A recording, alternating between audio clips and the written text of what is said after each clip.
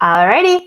Good morning, good afternoon, and good evening, wherever you are in the world, no matter what time it is, wherever this video has found you, welcome and thank you for joining us. My name is Marissa Nystrom, and I'm part of the community team here at Tongal, where we are on a mission to bring the world's creative work to the world's creative talent. Right now, you can get to work on a number of briefs from clients like Arby's, Sapporo, launching very, very soon today, and Sci-Fi and more. So definitely check out all of our open projects if you're looking for your next creative project on our open projects page. Today, I am joined by so many familiar faces. I want to see all of them. Here we go. Where are they? There we go. I'm joined by so many familiar faces, and I'm happy to see you all. How's it going, everyone? It's going great. Great. Yeah, really good. Thank you so much for. Awesome. It's good to see you all. You guys represent a group of super creators on Tongal who we've gotten to know over the years, have worked across several projects. So quickly, I would love it if you could introduce yourself, say kind of what your creative background or speciality is and where you're located. To kick that off, and you can just look at it based on whose video I cut to. Let's see, oops, man, I did the wrong thing. I meant to focus on Henry. There we go. Hey guys.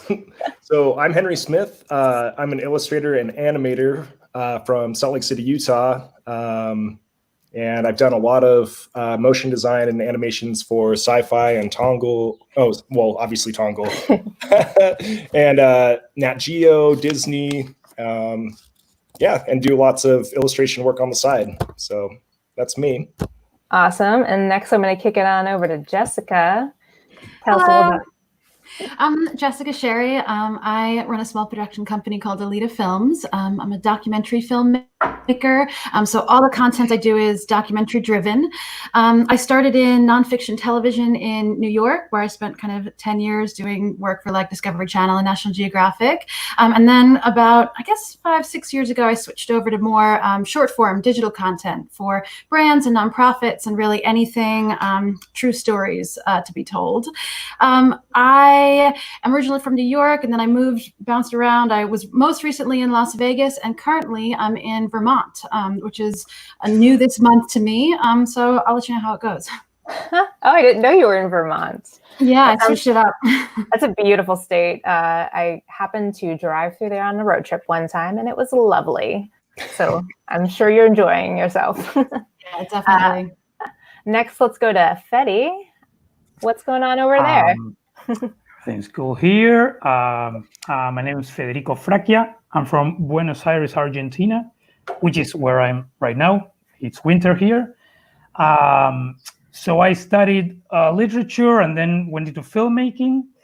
And I started in Tongal, I think like a bunch of years ago, before the first Tongis.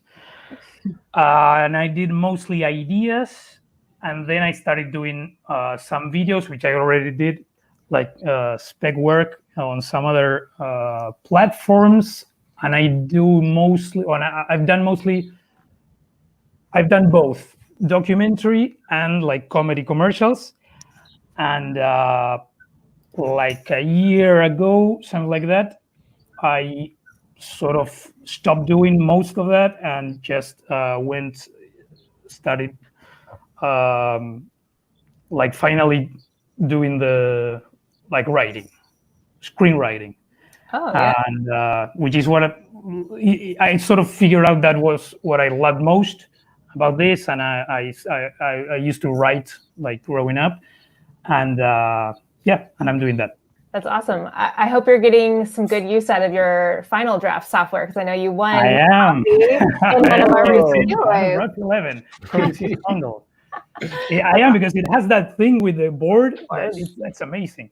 Awesome. I had like a Final Draft 8 or something like that, and it didn't have a board. And I spend a lot more time on the board than writing. That's the whole thing. Yeah, absolutely. So cool. Good. And next up, we have Katie Ramey from KR Squared Productions. So I'm Katie Ramey, 1 squared to KR Squared. The other squared is actually at home in bed sick. So I'm going to do the heavy lifting today. Our focus is pharma branded shorts, and we've also really gotten involved in a lot of digital content. We're seeing this kind of evolution of what's happening in the world. So we're really focusing in that area. Also, because of the opportunities that Tongal's provided for us, we, in building the resume, and we've worked with them since, gosh, Marissa, what, like 2013? It's been a while. It's been a while, and it's been awesome, but it's also given us some really awesome opportunities right now. The little hush, I can't go into details, but we're actually working on a mini series with a very well-seasoned producer, and that we're in the midst of writing right now. So we're really excited about that. That's awesome to hear. Yeah. I hope that I get to hear more eventually. Right now it's kind of on the down low. There's certain things that we can't talk about, just, you know, for certain reasons, but we're really excited. And I think the thing I want to hit home is that Tongal kind of provided for us this certain opportunities through the years that we've been able to build up our resume and have had certain exposures that have allowed us this opportunity that we're experiencing right now. That's awesome. I love to hear. I mean, obviously I love to hear that. We love to hear that. We're always like rooting you guys on. So it's always exciting to watch from the sidelines as you succeed. All right. And then lastly, I don't know if Andy is his video or mic is working, but Andy, are you there? Oh man, I closed him. Cool. I think he dropped out. All right. And we're going to keep trucking along. Here we go. Hi. It seems like he's having a little bit of internet issues, but we're going to keep it going. So I just wanted to quickly ask, have any of you met before this live stream, or are aware of any of each other's work? There's Henry. Sorry. No, you're good. Yeah, I was just asking, have you guys heard of each other through Tongal or seen any of each other's work before? I think I have met KR Squared. I think at the Tongies, we both won those crazy trips. Yeah, exactly. We chatted, I think, at the hotel checkout. Mm-hmm. Yeah, exactly. And then I have spoken with Andy, who's missing, because we do a lot of work for similar clients. So it's always nice to catch up and see how it's going and any tricks or tips. Yeah, absolutely. And yeah, just to reiterate what we're all about here today, we're here to just help put some faces and names to the folks who are actively creating on Tongal and creating a space for you to share your experience with us and the rest of the community. Lessons that you've learned on and off the platform, how you built your careers, and to hopefully inspire and support other creators. So thank you for being here today. And for all of the folks at home watching this live, I mean, we're all at home. Where else would we be? I see some comments coming in. Definitely say hello if you're here with us. And if you have any questions, there we go. We got that lower third banner going. If you have any questions along the way, definitely let us know. We're going to try to get to as many questions as possible. And of course, during the course of our conversation, I'm going to play a couple quick clips from each of our creators so that you can get a sense of their work. And if you happen to be watching on YouTube, we've also linked to their portfolios on Tongal, so you can learn more about each creator. Oh, my edge light just died. I'm so sorry. And so you learn about each creator and connect with them if you want to, know more or work with them in the future. So that's. I love that you had an edge light. That's pretty awesome. My husband is also a filmmaker, so we have a lot of stuff going on here. But now it's gone, so. Oh, well. All right, you guys. So I just wanted to kind of quickly kick it off with how the heck did you get into this line of work? Why would you do a crazy thing like be an independent creator? Anyone want to take that one? Honestly, I got into it just because I felt like I had to. I don't know. I just like creating things. Hey, Andy. And so when I discovered Tongal, of course, I did a bunch of illustration on the side, design work on the side. there's this drive to do something more. And so I stumbled into Tongal and just fell in love with that concept of pitch an idea, kind of build your resume up slowly. I didn't start making videos right away, per se. But eventually I got my shot, and I've just loved it ever since. So that's kind of really how I got my start in just this filmmaking side hustle that I do. So. Love it. And do any of you come from creative families or have a history of this in your family, or are all your families just like, what are you doing? Our family's like, what are you doing? But of course, our company is family because we're a mother-daughter team. But everybody else still doesn't quite get what we do. That's true, Katie. You're definitely one of the more interesting, I think, like production partnerships that are in our community. We have a ton. We actually do have a ton of production partnerships, but yours is all in the family. Yep. Yeah. How do you guys split your time, your creative workload between you and your daughter? So I usually do kind of the pre-production side of it. I take the lead in the writing, take the lead in concepts, take the lead in pitching, but Kate is there with, a critical eye, making edits, so we do work hand in hand, but then I kind of pass the baton over to her, and then she goes into the production stage and really leads that, and directs all of our content. So we kind of focus on each other's strengths and support each other in that process. It's really unique about Kate and I is people would say, hey, do you all get along? And actually, Kate is just like my husband. I mean, her personality is just like him. And I've been married for 30 years. So obviously the personalities, it works. So we are actually very different. We see things differently. And so when we come together and we go, oh my gosh, that's it. We both love it. We know we're on to something since, as I said, we see the world so differently. Yeah, that's amazing. I mean, and no matter what, in this line of work, you always have to collaborate with people. Yeah. That's a big part of the job, no matter what. But it's cool when you can have somebody that you care and love and work so well with to work together. So. And we can be brutally honest with each other. Right. You can't ever really break up that creative partnership. You're stuck, exactly. I mean, I love my mother, but I don't know if I could work with her. Yeah, people always go, seriously, and for us, it seems to work. That's awesome. Yep. Yeah, so I think that might be a good segue to share maybe a little bit of your work. The video that we have for you is from it's a short film. It's a very short clip of the short film because I know there was like a 15-second edit and I was like, oh, perfect. But it was from 2017's Wonder, the Movie Choose Kind short film series project, which was all about supporting the film Wonder, which came out in theaters as an extension of their social campaign, creating short films that kind of tap into that feeling of kindness. So let's quickly watch that. It's not always wonderful experiencing the mud puddles, but life, that fuzzy spark that makes me feel warm and hopeful, that's good. I know it is. I didn't realize that with a square asset, we would still be on screen. I'm sorry about that. Hello. Oh my gosh, that's me. You're And good. sorry for that. And it's my son probably calling to chit chat.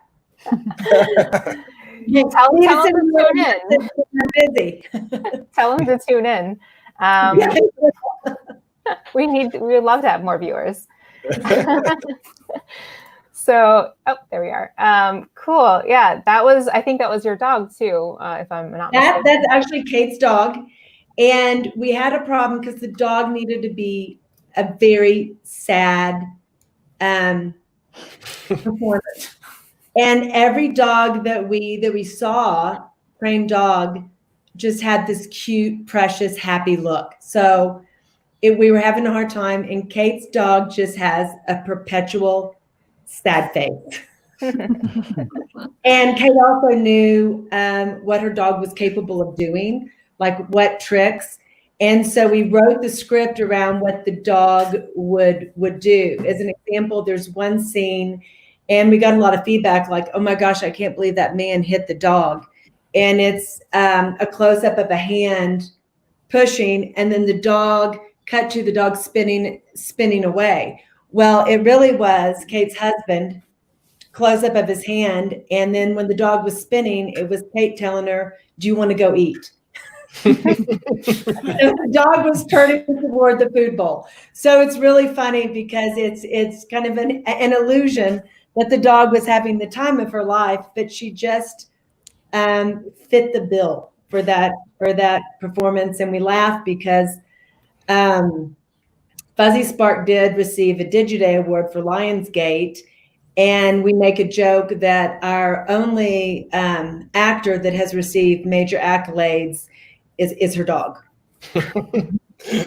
Nice.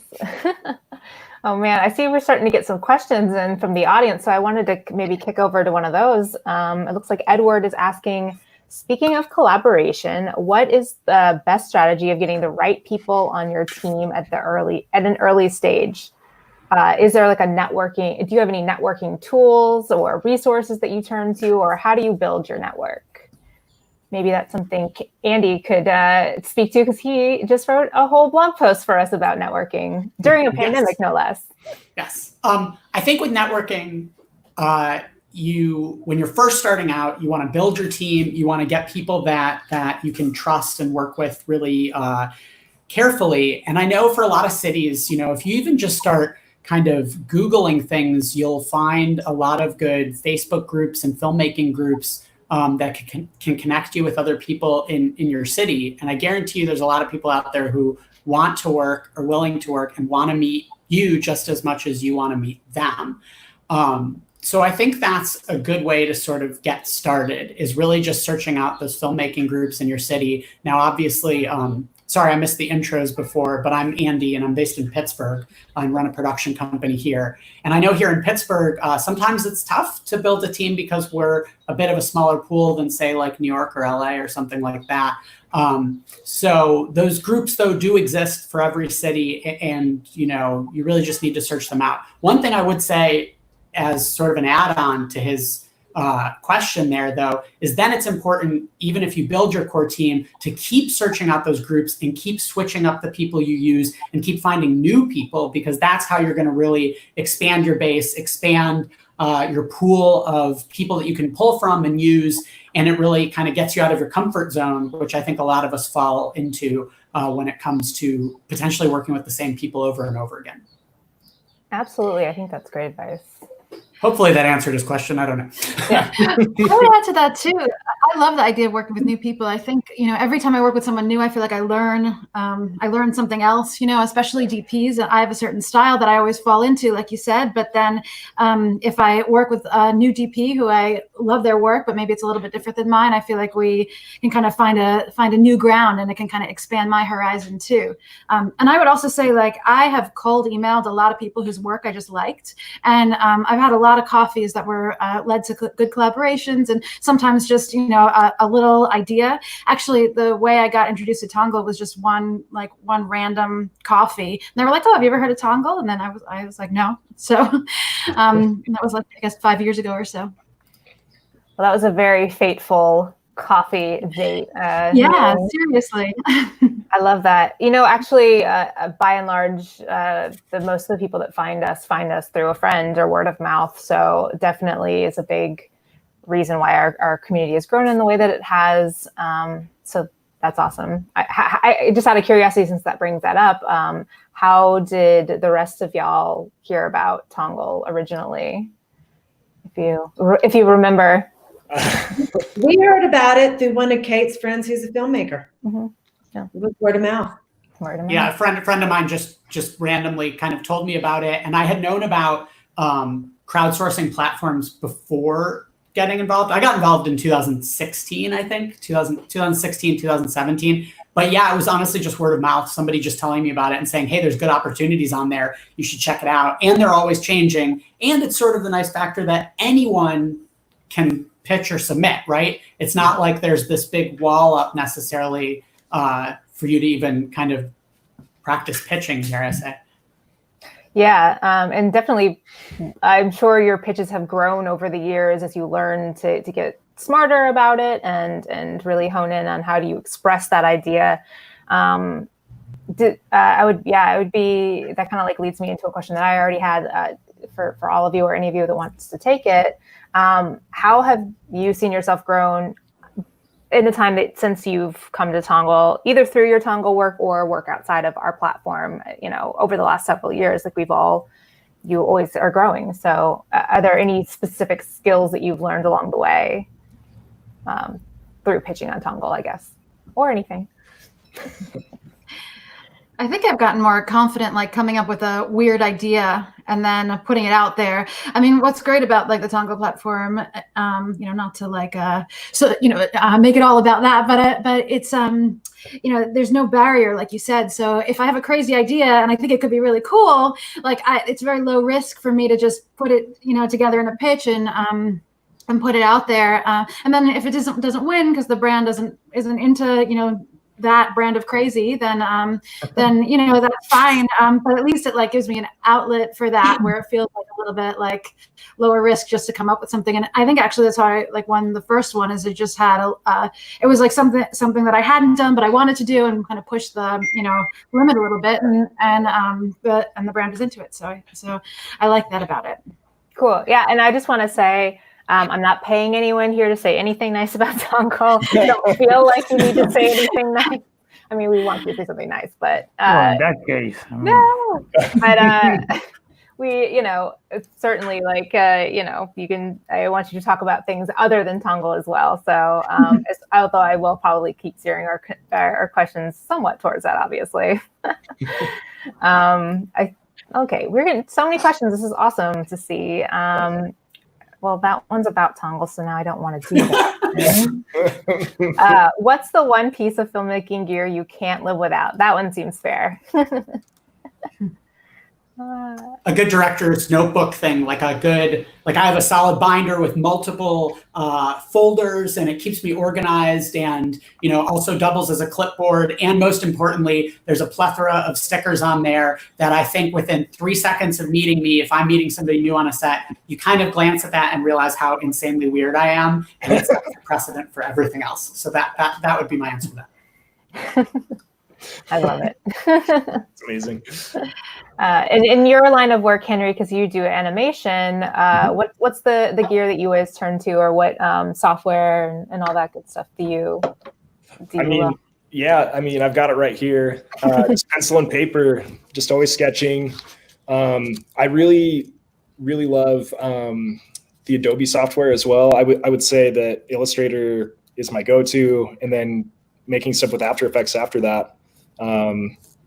Just to clean everything up. But yeah, I think just the importance of just a simple tool that you can get ideas down really quickly, see what works, see what doesn't. Nothing beats the basics for me. So that sounds good to me too. Okay, let's see. I'm so excited that there's so many people asking questions, and I can bounce around. Here's another one from Justin, since he's got some good ones here. What's one crew role that people don't realize is as important as it actually is? I'll never forget the first time we had an AD on set. It was amazing. Hard to go back. Yes. So any love for your below the line crew members that make it all happen for you guys? I know, or maybe even kind of talk about who are your regular collaborators. So our AD, Karen Schlitt, now works for us all the time. She's amazing. And to be honest, I don't know how we do it without her. She keeps the set clipping along. She is on top of it. She's with us wherever we go. She's kind of like the third K. If there could be, three Ks of K are squared. She's amazing. And then Sean Lidgestrand is our predominant DP. And again, he knows what we're thinking before we even say it. I mean, we can look at the monitor, open our mouth to give notes, and he will literally tell Kate, yeah, I'll fix that. So that's, they're kind of the glue. We had an intern coin the term KR Squad, because our family, we basically call them a family. Our family of creators, we literally couldn't do it without them. They are the glue, and we rely on them, and they truly have our backs. They're the best. Awesome. Yep. All right. Anyone else want to take this, or are we good to move on? What do you guys? Go for it. Go ahead. No, go, Jess. I was gonna say, whoever coordinates the transportation on the shoot, like if you have someone who's driving, and if you have a location move, if they did a bad job, then like your day can be totally shot. And if they did a great job, then then it can save you so much time. It's amazing. So I always appreciate who's ever driving or coordinating any kind of location move. Yeah, anyone that keeps anything moving along, I think, is great, keeping everyone on task as you need to be. And Andy, was there something that you wanted to add to that? I was just going to say the lame answer of props. I remember because I just remember the first time that I could really afford multiple props people was on a Tongal job. It was actually for a thing we did for Pedialyte a number of years ago. And I feel like props just takes so much strain off of you. And then you don't have to worry about dare I say, what you usually think is the minutia, but it's actually really important. All these items and how things play into the look and feel of a commercial. So I just geek out when I think about, oh boy, we're gonna have props on this job. That actually, I think, serves as a good little cue up to your video, Andy, where the prop was peanut butter. Are you guys ready? We'll chat about this right after we watch, but here's a little clip, a little taste, a little lick of a short that Andy created for our Wild After Dark Nat Geo project a couple of years, just like maybe 2 years ago.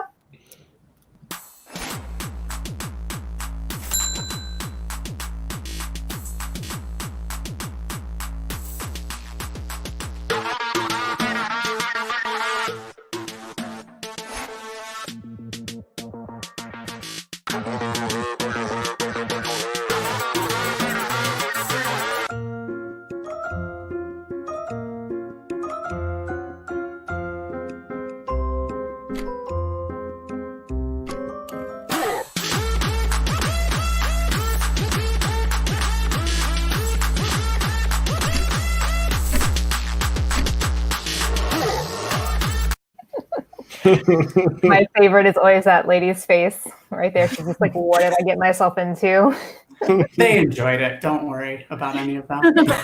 They all get paid $200, I hope, at the very least. Somewhat, yeah. And then the one anecdote to that is we did 3 of those videos. There was one with the Bloodhounds, one with French Bulldogs, and one with Doberman Pinschers. So it was like a full, solid 10-hour day of dogs licking people with different substances.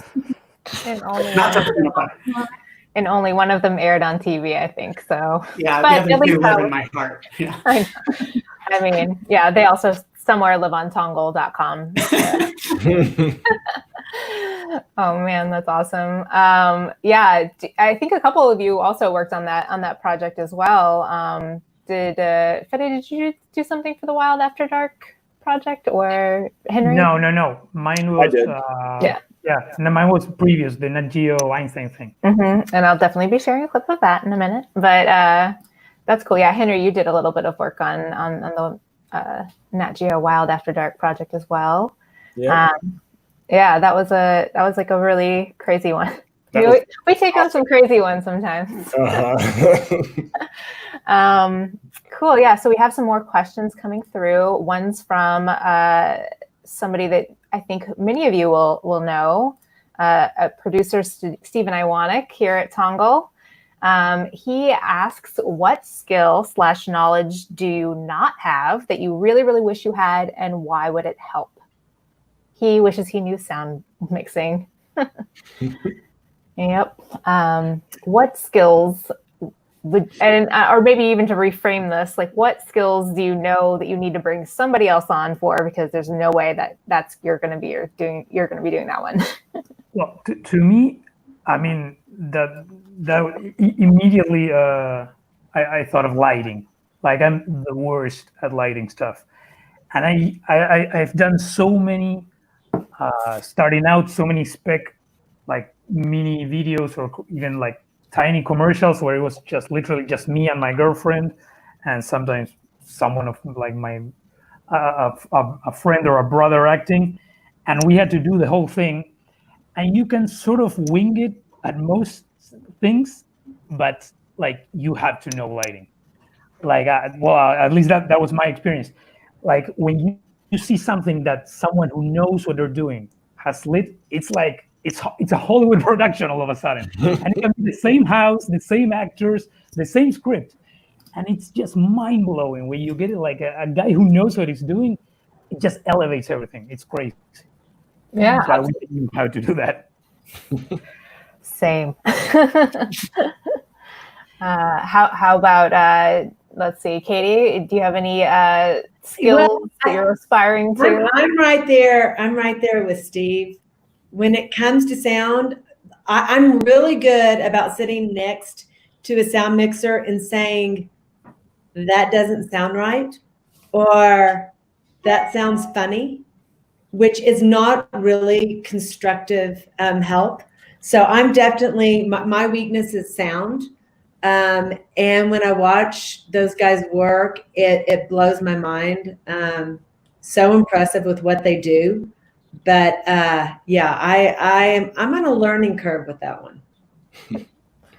Well, you don't have to be a master at everything, but it is interesting, I think, to, as you are exposed to more, skill sets and what people are able to do, just learning how to communicate what you want. Yeah, absolutely.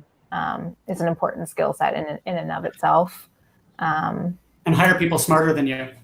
Oh, that's so true. So true. That is a good one. And it is true that it's especially hard to communicate when it's sound. Like, it's, unless you know what you're talking about, it's a different language, and you're like, no, but make it sound more like that, like the Coke commercial. I don't know what it does, but like, so yeah, like Andy said, you just need a guy who's great at it. That you can like forget about it and fine, like you do it, and I'll just enjoy the success. Cool. And then there's another question that I think is a good kind of segue into speaking a little bit more about your experience on Tongal. And that is, what was the first Tongal entry that you ever created? First submission at all, if you remember it. If it was a pitch, do you remember if you got it? There are people that definitely get greenlit on their first go out the gate with us. I think maybe some of you might be in that boat. Who wants to, let's see, who remembers their first Tongal project? I do. All right, Henry, what you got? My very first Tongal project that I pitched on was, it was like,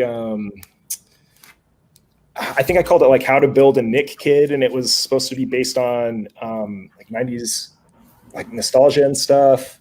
And I wanted it so bad, and I didn't have the portfolio to pull it off or anything like that, but I was so excited. And although I didn't get it, it started just my love for Tongal, and I just kept trying and trying. But yeah, Nickelodeon was one of my favorite brands. And so I really wanted that thing, but that was mine.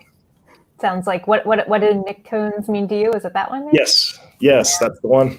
That's the one. The winner was great too. That was a cool video. That was, I think, Tucker Berry, another, awesome animator in our community. Mm-hmm. How about Andy? What was your first Tongal project?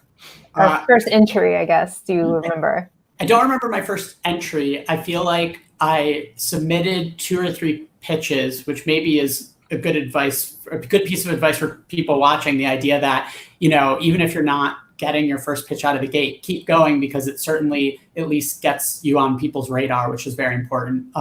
But the first one I got was, I believe, in 2016 for a Mexico-based credit card company. I think it was Credito Real. Does that sound right?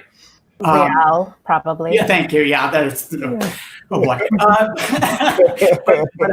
But it was the idea of showing people accomplishing their dreams, and so we showed a local salsa dancer salsa dancing his way through various aspects of life. And it's like, well, what could he do with this? Oh, it makes sense that he should open a salsa studio. And then all of a sudden, boom, there's tons of people salsa dancing and all that good stuff. It was a lot of fun. I subsequently took salsa dancing after that. And because of that, very poorly, it didn't go well. But that was me. Yeah.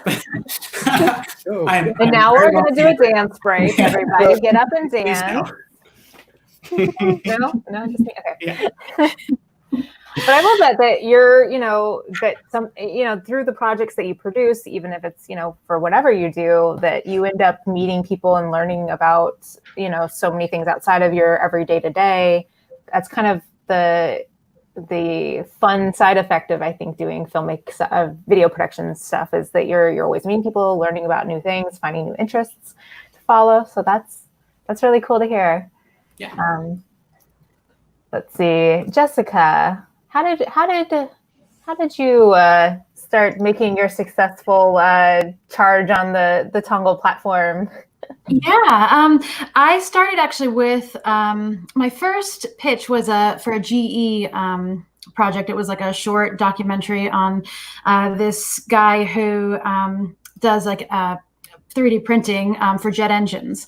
And I guess I really wanted to pitch just because GE's so creative and so cool, and jet engines are so cool. And I had this idea, this like editing style that had a lot of kind of jump cuts, and it was sort of edited together in an interesting pacing. And it's even hard to explain in a pitch, but I had kind of an example that I used, but it wasn't my example. It was just that I love this style. I think it would be perfect for this GE thing. And I was shocked when I won, honestly. Like, I had no experience with Tongal, and it just like, it goes to show you that sometimes it just kind of like lines up, right? I didn't have my portfolio. I think I didn't have the exact experience that pitch was calling for, but I think that they just kind of liked the idea and kind of saw that I could do it through my previous work, even if I hadn't done something exactly like that. But yeah, it was kind of just totally out of the blue. It felt like, anyway. That's awesome. Yeah, it really goes to show you that sometimes just that being able to communicate what you want to see and what you plan to do is such a vital part of it.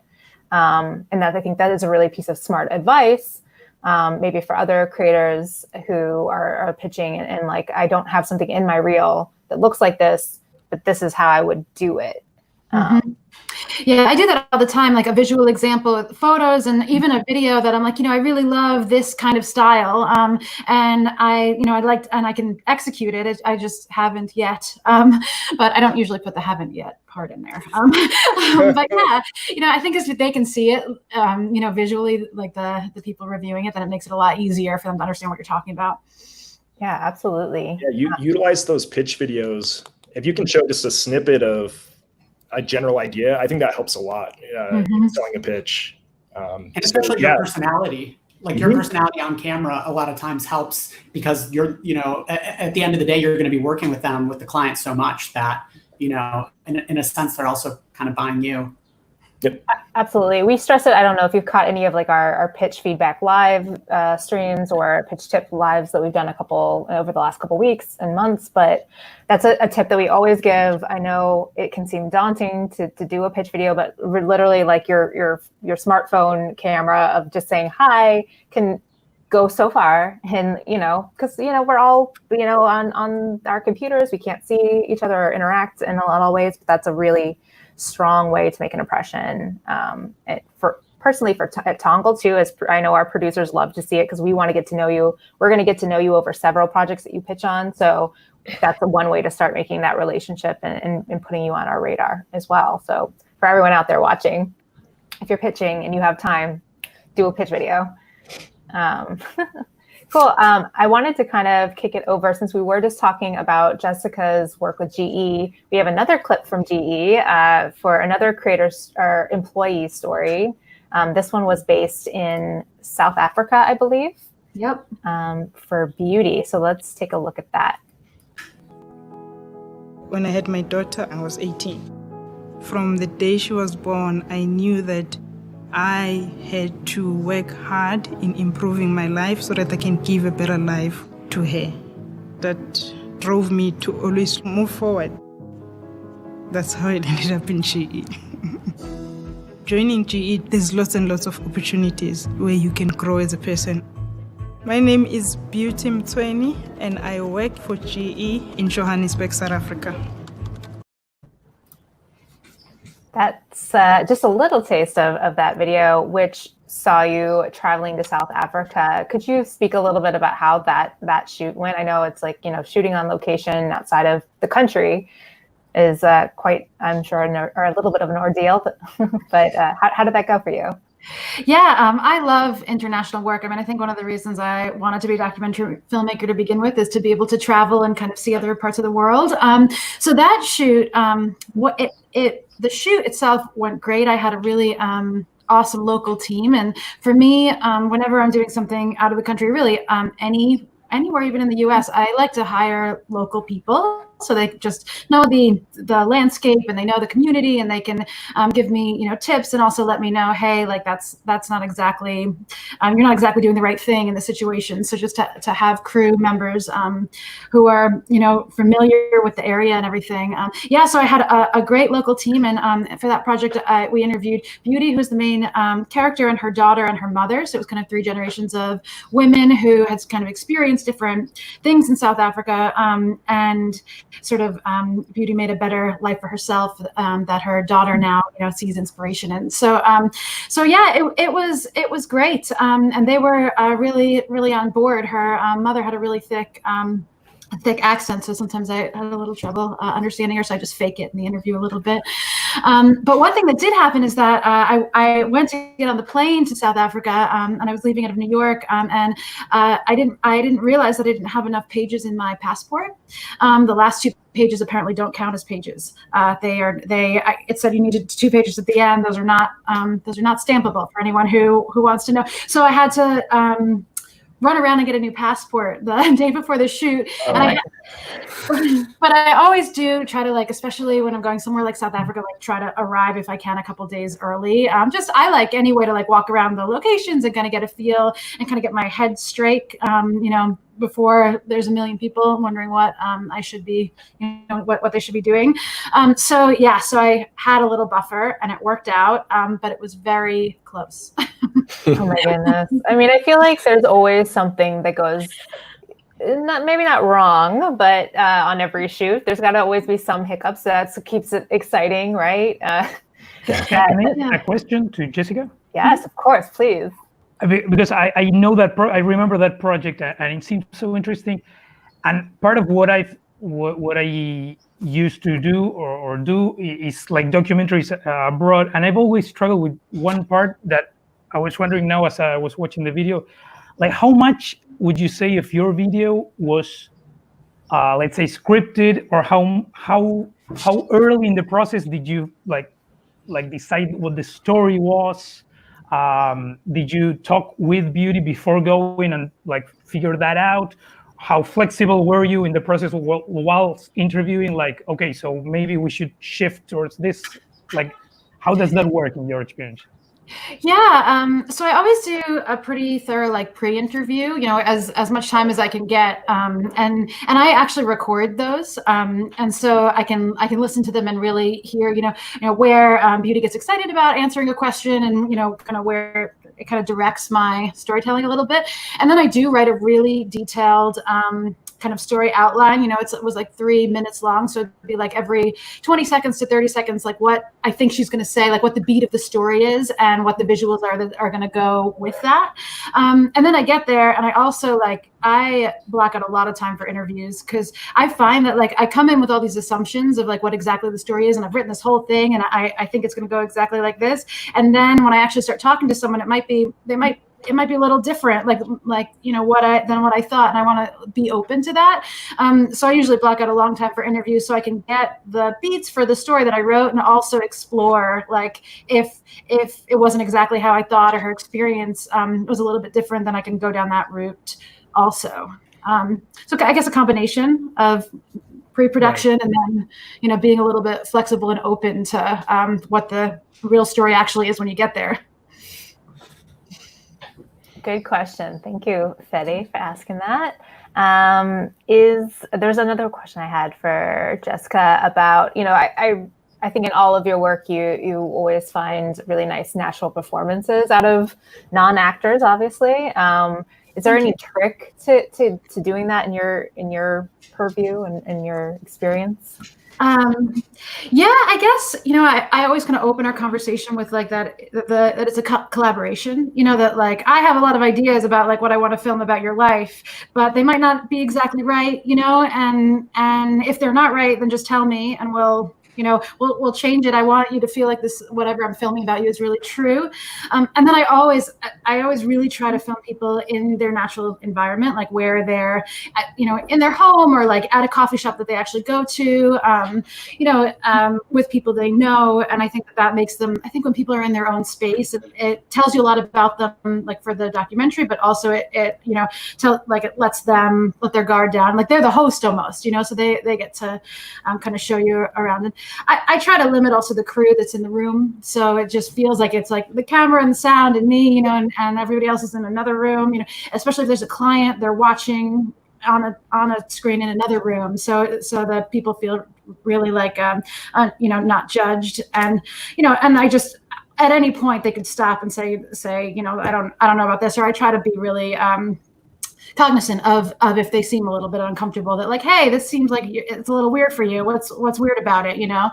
But yeah, you know, and some people get nervous, and that's how it goes, I think. That's how it goes. I see Andy nodding his head over there too. Andy, you also dabble in documentary as well as narrative filmmaking, kind of a jack of all trades in that regard. I'm curious, like, what are your favorite aspects of both of those styles? And what brings you back to both? I think I was nodding my head because I'm juxtaposing Jessica's answer with her work and going, yeah, that all makes sense. It totally makes sense, and that's great advice too. So I like her work so much. But anyways, my favorite aspect of the documentary stuff is probably kind of, to piggyback on what Jessica said, the idea that you get to just work with real people and you can tell their story, and hopefully you're telling it as authentic as possible to their liking. And, you know, so many people have really great, interesting stories that are out there that are waiting to be told, right? There's so many stories still waiting to be told. So I think that's what's fascinating about documentary stuff. If I had to choose, though, I still prefer the weird, surrealist, obscure, far-fetched kind of more you know, buttoned up shoot that, you know, involves the crazy things off the wall. I mean, but that's just more reflective of my personality. But I do think, and Jessica, maybe you can also kind of answer to this. I feel like the trend now, right? And Katie, I don't know if you've also noticed this too. The trend now is we want real and we want authentic stories. And that's, I think, what brands want and need the most right now, especially considering the current climate with everything going on. Yeah. So yeah, I agree. You know, there's something to be said about that. Yeah, and documentary has certainly been exploding in these last couple of years with just the need for content in general, and all the interest in podcasts as well.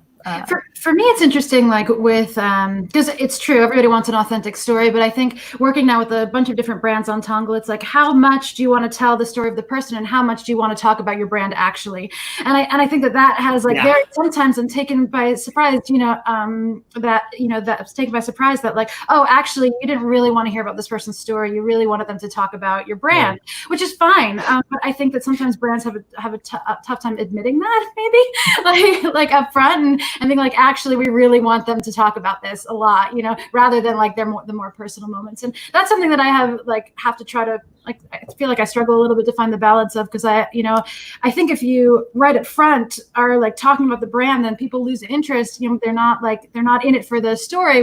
But if you leave the mention of the point and the brand till too long, then it's supposed to be about the brand. That's why we're paying for it. You can't leave it until 30 seconds in. No one is watching anymore. So I don't know. I think it's an interesting world now to try to figure out. That's a good point. Definitely. That's why I was asking, because like I agree. I love documentary filmmaking, and I love specifically like the sort of stuff like you shoot. But I myself, when I used to do that sort of thing, I struggle with that, because it's like I would just love to explore the story and just like be faithful to what this person in real life, being here in the place, like it's transmitting. And like most brands are sort of like, yeah, by authentic, sometimes they mean just slow motion shot of someone drinking coffee. Like that's actually what they were looking for. And it's not the same thing. And a lot of people make beautiful documentaries that are supposed to be authentic and are not. And I can't do that. Like I'm so bad at that. I have like, I struggle so much with whenever I had to like force like the person to like act this, like do this, maybe say this one line about how much you love the brand. Natural. I hate it. And but I love documentary like this so much, the documentary filmmaking. So yeah, it's a whole thing. Like you have to always be balancing those two things. But I agree that there are some brands that are actually open to that, and it's amazing. I did a video for Fiat through Tongal, where I was amazed at how open they were. To give an example, like they literally gave no notes. I had no story. I was like, I just want to go to Italy with a guy and try to find relatives. Yeah. That's always nice when that happens. I love it. We did like a 4-minute thing. They gave us like they got us the specific car that he had, and they flew it in from a different country. They were like so great. But in most other cases, they're like, no, this is what we're thinking. He has to say this, and then we want to see him at the school, and then we want to see his kids. And like, no, I can do that. It's cringy to me. I don't know. I can't. I don't have the willpower to go through that. All right. Well, we are coming up on the hour, but I wanted to continue sharing some of your awesome work. Henry, we haven't had a chance to look at yours. You have such a distinctive animation style, although the clip that I'm sharing today is stop motion, so it's a little bit different, but a little different. Very, very cool, really fun. He has been working a lot on the different like sci-fi ident, TZGZ ident projects that we've been running. I'm sure everyone has seen. That's been one of the really fun projects for us, just to see all the different takes that people do. So this is Patch Me If You Can. Becoming a TZGZ Scout is fun and rewarding.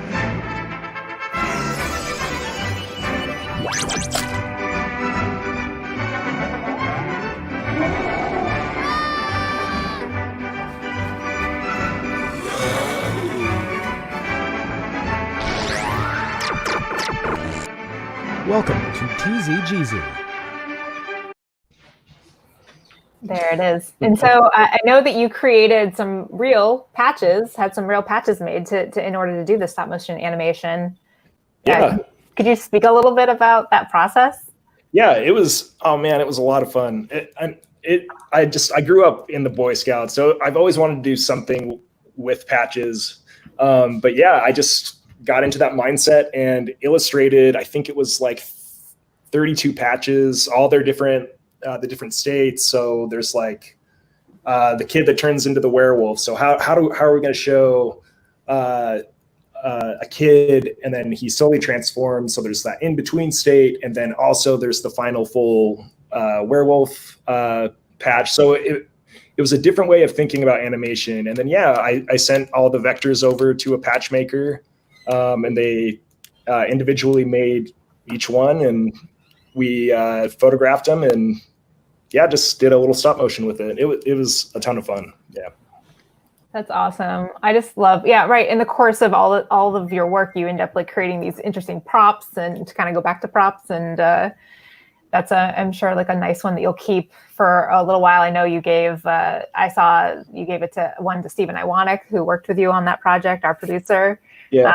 I saw it in person or on Zoom or something, and I was just like, wow, those are so cool. Yeah. What a good little souvenir. Yeah, lots of fun. Yeah, and so I know you've done a lot of sci-fi projects with us, Henry. Is there something about those prompts that keep you coming back, or what is it that's attractive about those? Man, well, I think just because I love sci-fi as a brand, I just am so into superheroes, science fiction, and they're really, really great to work with, but no one else should pitch on them but me. But yeah, they just let you run wild with your creativity. I rarely have any creative feedback. And so it's so fun to just sit down and think of like, what's this crazy scenario I can do next? Just try to push the limits every time. So that's awesome.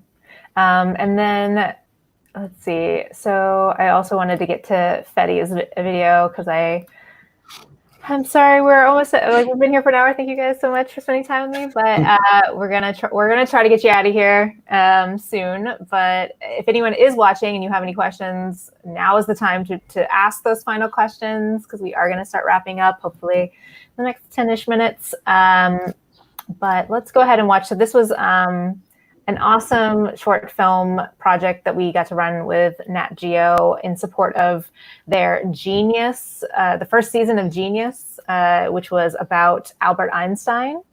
And to support that, they let our community create a bunch of short films based on a famous Albert Einstein quote, or inspired by a famous Einstein quote. So do you remember what the quote is for this one, Federico?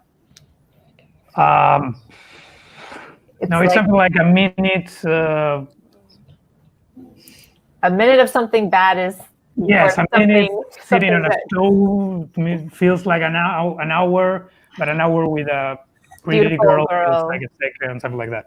Right. So the premise of this is that this guy is microwaving his ramen, and it takes forever, unnaturally so. Here we go.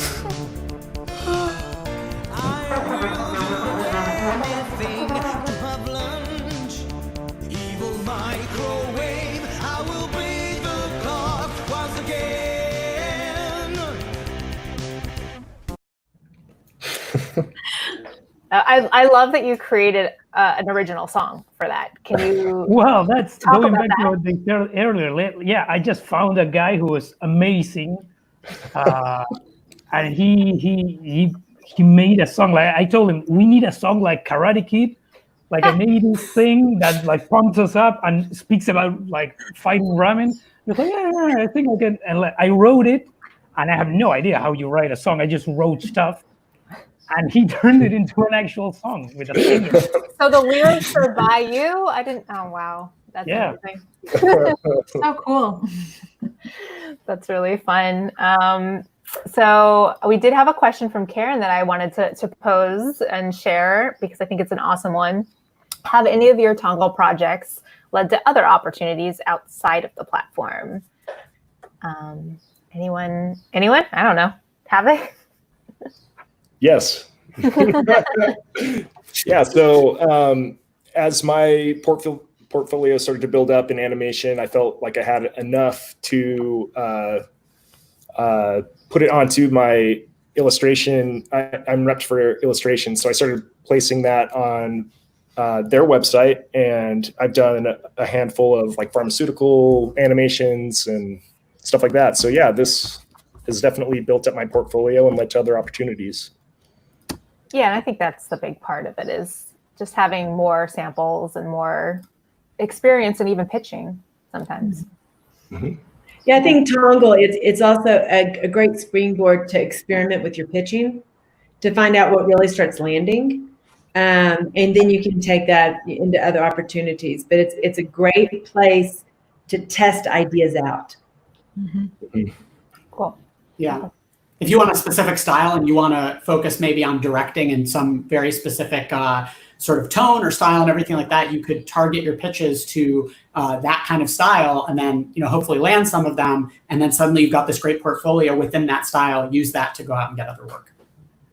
Right. And there was another question that I got on Instagram that I wanted to make sure to pose to you all as well, which I think is probably is something that's on a lot of other creators' minds, which is, have you? I'm gonna do my new layout. I haven't done this one the whole time. Let's do it. We're at the last bit, so let's go. And so the question is, I'm curious. I'm really curious to hear how you balance time between pitching on going for projects, even if that's not on Tongal, going for client work versus creating your own projects. Like, how much time do you split between those two things? And I think that's I think that was most of the question. So how do you balance working on your own projects versus working on client work? I just speaking for us, I would say that's one of our biggest challenges. And if anybody has a great solve or a great solution, I would love to hear it. Because it's a balancing act, and sometimes we aren't so good at it. It's what is it? The road to hell is paved with good intentions. Sometimes that could be our mantra. So if anybody has solves, I want to hear it. Just win the lottery, and then you can do whatever you want, right? There you go. There you go. I don't know. I think it's important to keep pitching. I guess I think it helps me kind of figure out what I'm even interested in making by pitching. Like, when I started pitching, I'm just like, oh, I don't have any ideas for this. Like, I don't know what I want to do. Then maybe that's not the right one. If I feel like if I really have to work for it, then maybe it isn't quite the right fit for me. But if I see a job that I just automatically like have an idea for and like can feel style for, then I go for it. But yeah, it is really hard. And I think it's like the age old problem of like, you have to do development while you're doing other work, otherwise you're not going to have any future work. So it's kind of always, I think it's always on my mind, that pitching and that development stuff. But it's hard to, like you said, it's hard to keep a balance. Yeah. So everyone watching at home that has also been thinking about this, you're not alone. Everyone's figuring it out as they go along, and just you're doing what you can and keep plugging away and keep getting better. Anyone? Do you guys? And I was curious if you all had any other questions for each other before we go, but I think otherwise we're probably going to start wrapping. Any questions for each other? No, we're good. Okay, cool. Well, I want to. And then also the last thing I really wanted to do is let you guys, if there's anything that you want to plug, I'm going to pretend like it's the end of Hot Ones. And if you have anything to plug, go ahead and plug it and let the people know what you got going on at home. Anyone got anything going on? Well, come on. Okay, well, I'm going to plug some things for you then too, because I know you all are up to some stuff. Katie, I know you guys are in the thick of doing these Little Takes summer camp videos that are really adorable, so much fun. I really have to commend you on how awesome that they've turned out. I know it's a beast of a project, but you guys are doing a really fun job with it, I think. Thank you. We appreciate it. And our host on that, Travis Lincoln Cox, is he makes it, just. I can't, if you see it, you'll know what I'm talking about. I can't say enough about him. He's so talented, and we're thrilled to be working with him. It's really fun. Yeah, everyone at home, please go watch it. I think it's on the Little Tykes YouTube channel, and if not, it's definitely on their socials, and there's like a microsite and everything for it. So check it out. It's really fun, especially if you have kids at home that are going crazy and need some stuff to do. It's really good. And then Andy, I know you're working on a little bit of a documentary pitch for one of our projects about roller coasters, which is also a passion of yours, I hear. I was under the assumption it was all NDA'd, so there we go. Well, I didn't say anything. It's live. It's fine. Nobody has to know. Well, then we won't talk about it, but roller coasters are cool, right? We can talk about it. Yeah, we got a lot of filming done in January, February, and magically a pandemic hit when I had a 2-month edit. So things worked out weirdly, timing-wise, weirdly well. But I'm a self-proclaimed huge roller coaster enthusiast, so I managed to get a lot of roller coaster rides in January, February, and the early part of March, which was very good. See, that's smart. Awesome. You're choosing something that you already want to do and tying it to your work. I love that. I mean, if someone else wants me to go ride roller coasters, I'm not going to say no. So. What's the best roller coaster, the most exciting one that you've ever been on? For me, in a nutshell, no, it's okay. I have this. There's an amusement park in southern Indiana, in Santa Claus, Indiana, called Holiday World, and there's a coaster there called the Voyage, which is just one of the world's longest coasters. And incidentally, we got to talk to the creators of that, and so I fanboyed out very hard. Amazing! Oh my gosh, I love it. I will have to check that out the next time I find myself in Indiana. All right. All right. Well, just really want to thank all of you again for spending this time with me and sharing all of your insights and being part of the Tongal community. And for everyone that watched at home, thank you for watching and for asking so many great questions. It's been really cool to see that participation and curiosity. Remember to keep your eye out for more community live streams coming your way soon. We're doing one in about 2 weeks with our friends at Backstage Casting about casting during a pandemic. So tune in for that one. Otherwise, thanks for tuning in. We'll see you next time. Bye. Thank you. Bye.